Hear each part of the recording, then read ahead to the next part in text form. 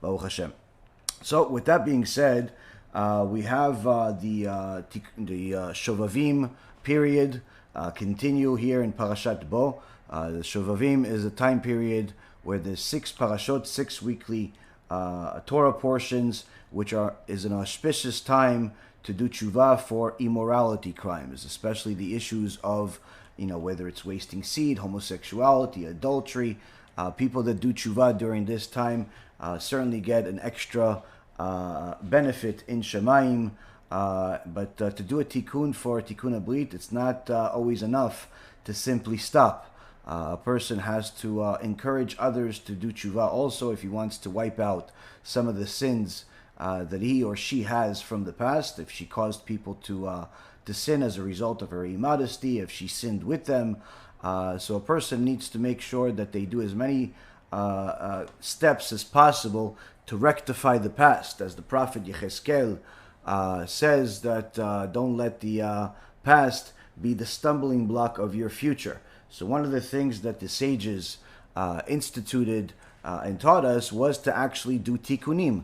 And these tikkunim are not just the traditional tshuva of stopping the sin, saying I'm sorry for it, not repeating the sin, staying away from it, all of the basics, but also doing other things that are necessary. And the Arizal specified that each person has to do a certain amount of fasts per each sin that they've made relating to immorality. Like I said, adultery, homosexuality, wasting seed, a Jew being intimate with a non-Jew. Even if the sin was one time, there's an account for that in fasts. And of course, since the generations have become weaker and weaker, anyone that looks at the number of fasts they need to make for each time they sinned is weakened immediately until they find out that they could actually rectify those or replace those fasts with money.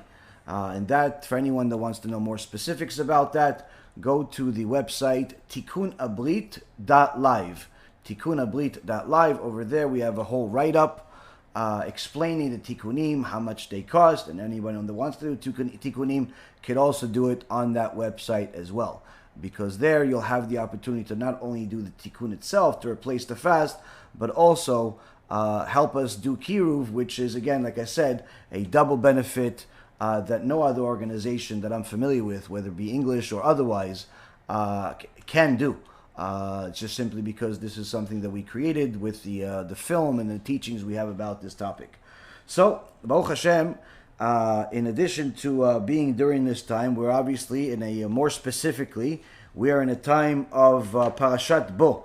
Parashat Bo is a extraordinary parasha that in the opening of the parasha, the Ramban, Nachmanides, the same Holy Ramban that we're learning his Igeret HaKodesh every Tuesday night about the Jewish intimacy and the holiness of Jewish intimacy. For anyone that's missed out that series, you've literally missed out on a piece of Gan Eden. So the very same Holy Ramban has a famous commentary on Parashat Bo, and in fact it's actually on the last verse of Parashat Bo, teaching us the following. And he says, and it shall be an ot, a sign upon your arm, and an ornament between your eyes, for with a strong hand HaShem removed us from Egypt.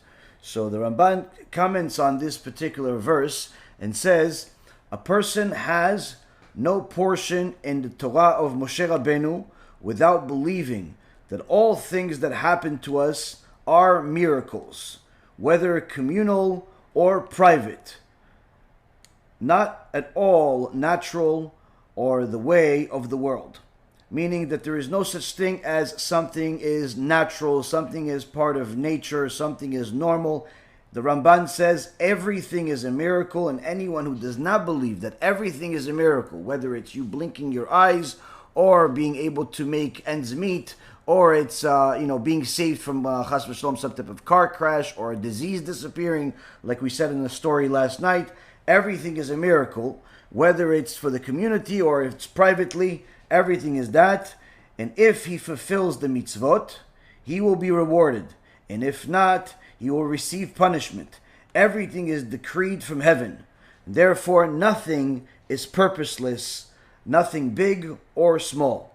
So here we see that the Ramban elaborates on what the Gemara in Masechet Chulin in page 7b says in the name of Rabbi Chanina, that no bruises on even a finger of a person on this earth ever happen unless it was decreed against them in heaven. And here we see that before anything happens, there's a bed din that decides everything that happens.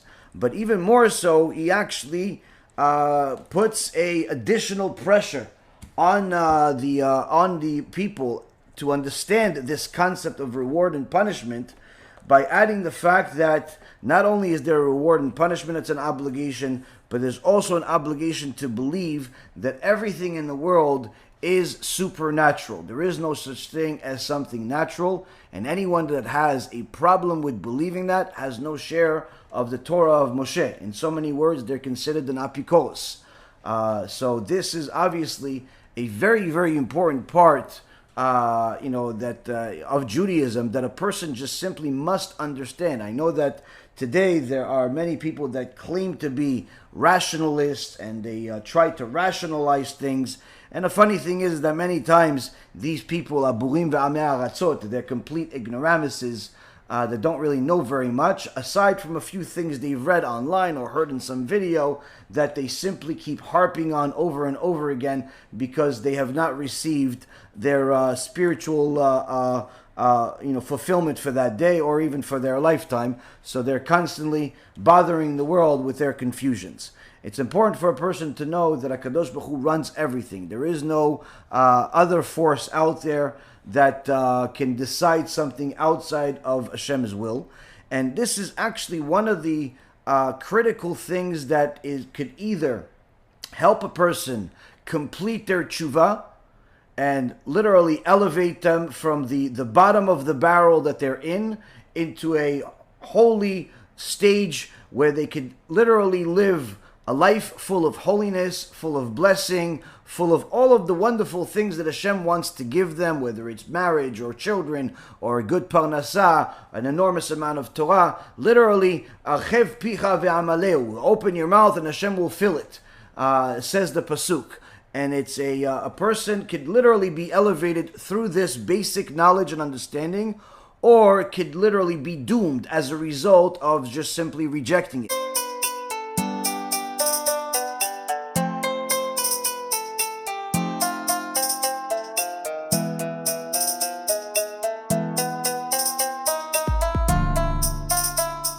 Let me know what you think, and make sure to share it, because other people need to learn too.